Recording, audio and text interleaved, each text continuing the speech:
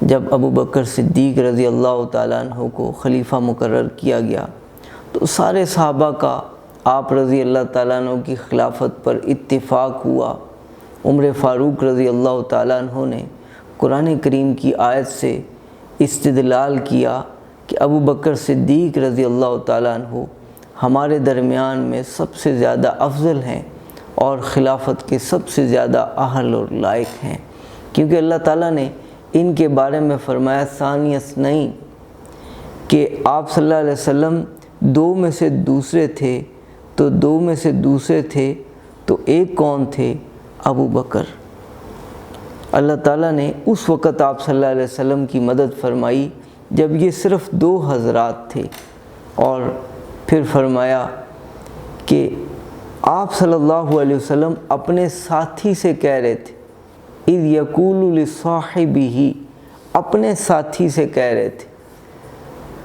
اور پھر فرمایا کہ آپ صلی اللہ علیہ وسلم نے فرمایا ان اللہ معنا، اللہ تعالیٰ ہمارے ساتھ۔ تو یہ تین ایسے الفاظ ہیں کہ کسی بھی صحابی کو یہ شرف حاصل نہیں ہے کہ ان کو نبی کریم صلی اللہ علیہ وسلم کی ایسی قربت اور ایسی صحبت حاصل ہوئی ہو کہ دو میں سے دوسرے، تو یہ ابو بکر ہی ہیں جن کا یہ مقام اور مرتبہ ہے۔ اور عمر فاروق رضی اللہ تعالیٰ عنہ سے ابو بکر صدیق رضی اللہ تعالیٰ عنہ نے کہا کہ آپ خلیفہ بن جائیں، ہم آپ کے ہاتھ پر بیعت کرتے ہیں، تو عمر فاروق نے کہا کہ میں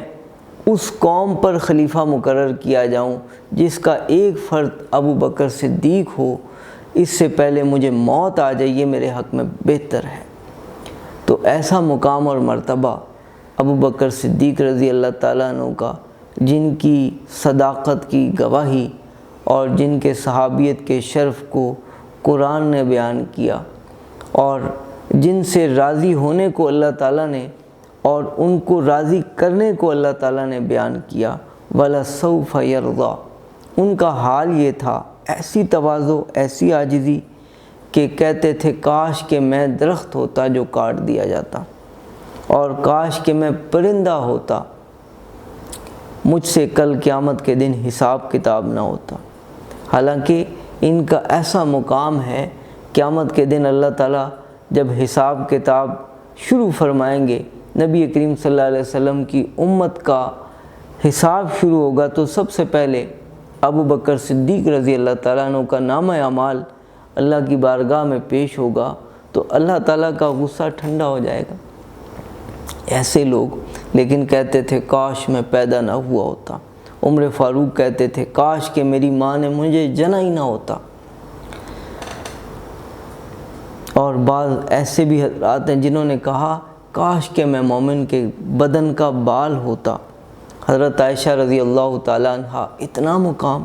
اتنا مرتبہ، نبی کریم صلی اللہ علیہ وسلم کی محبوب ترین زوجہ، اور آپ صلی اللہ علیہ وسلم کا وصال ان کی گود میں ہوا، اور ان کے گھر میں آپ صلی اللہ علیہ وسلم کا روضہ مبارک بنا۔ وہ کہتی ہیں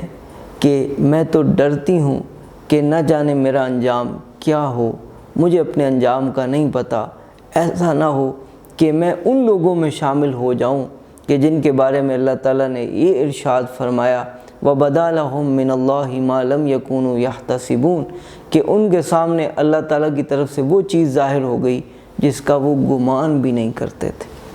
تو میں تو ڈرتی ہوں۔ تو یہ تواضع اور عاجزی ان صحابہ کرام میں موجود تھی، جن کے لیے اللہ تعالیٰ کی طرف سے رضا کا پروانہ آیا، رضی اللہ عنہم، اللہ ان سے راضی ہو گیا۔ یہ اتنا ڈرتے تھے۔ ہم چھوٹے چھوٹے اعمال کر کے ہم بہت ہی زیادہ آپے سے باہر ہو جاتے ہیں، پھول جاتے ہیں،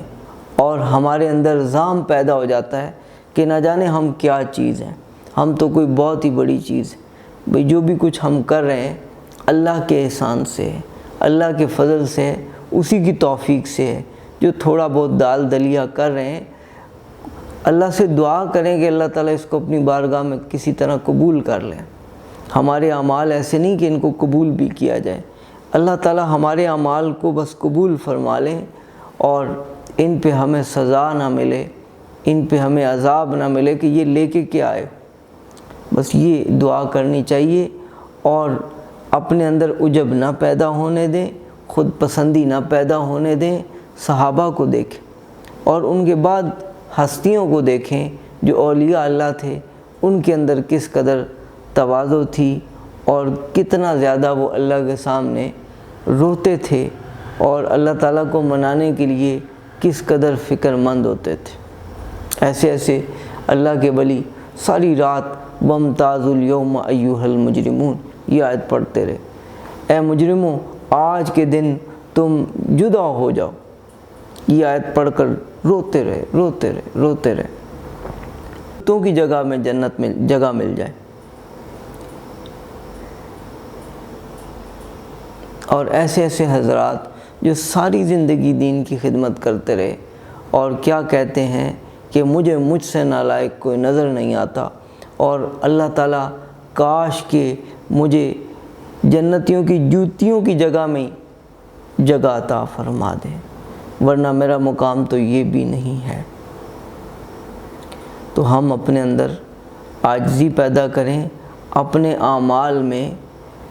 زام کا شکار نہ ہوں۔